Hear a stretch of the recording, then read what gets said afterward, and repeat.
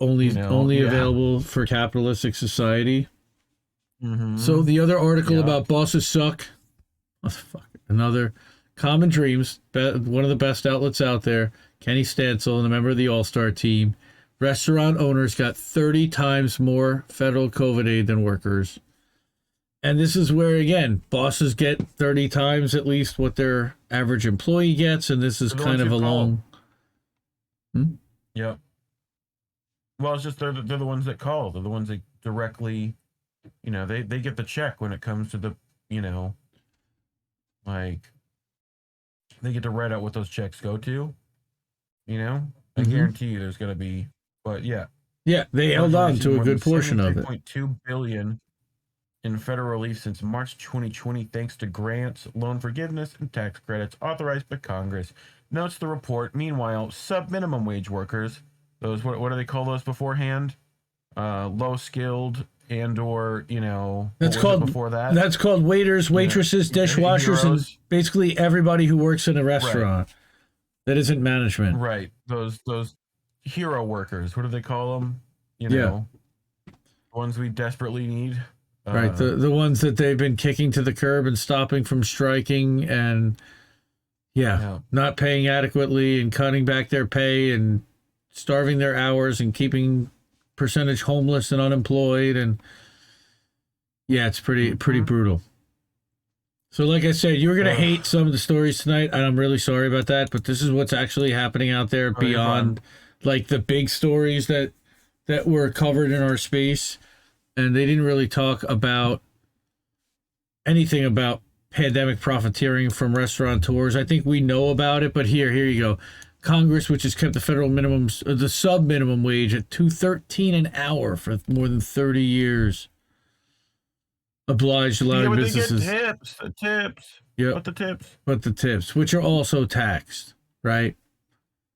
So in the first year of the pandemic, many restaurant workers found themselves locked out of the unemployment benefits offered in the $2 trillion federal stimulus package, while some receiving $3,200 in stimulus checks at most, which was to cover you for a year. Yep.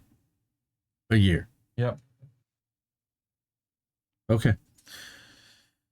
And CARES Act and ARP gave workers a combined potential 74 weeks of unemployment insurance. Right, $23,000 in extended benefits. $300. Yeah. Right. But to be eligible, they had to submit a minimum number of hours worked or a minimum wages earned over a specific base period, usually over a time frame equal to 1 year. Though it varies by state.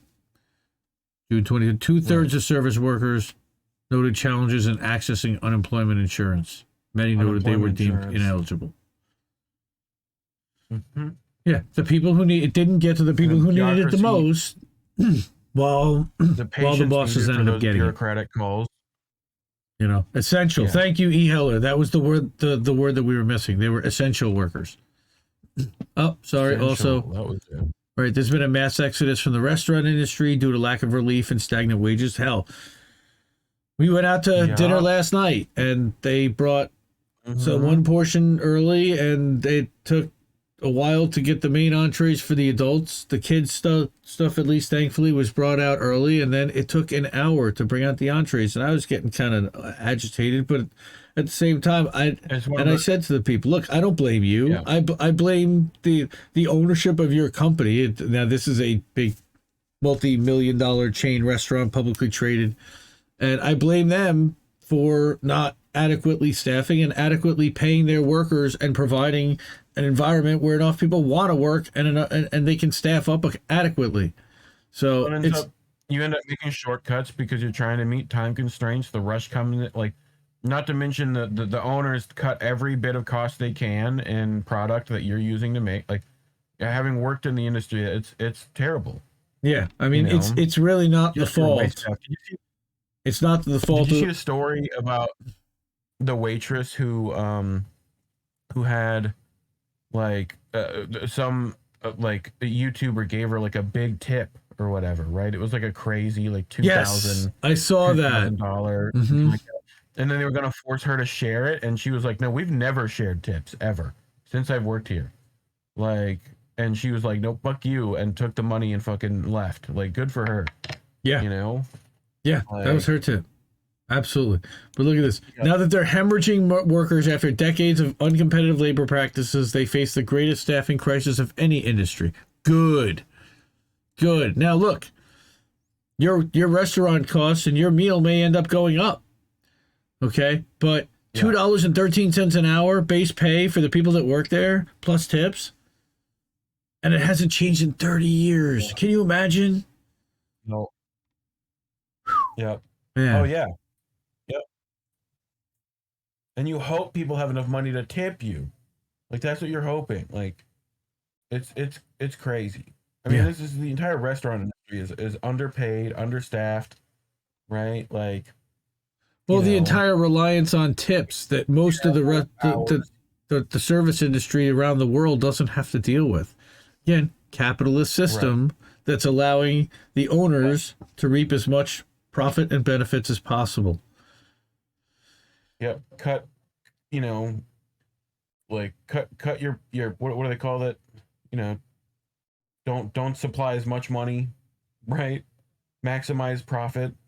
Like, well, that's just it. But the problem is that you get what you pay for, and what you're paying for right now, and the reason why they've been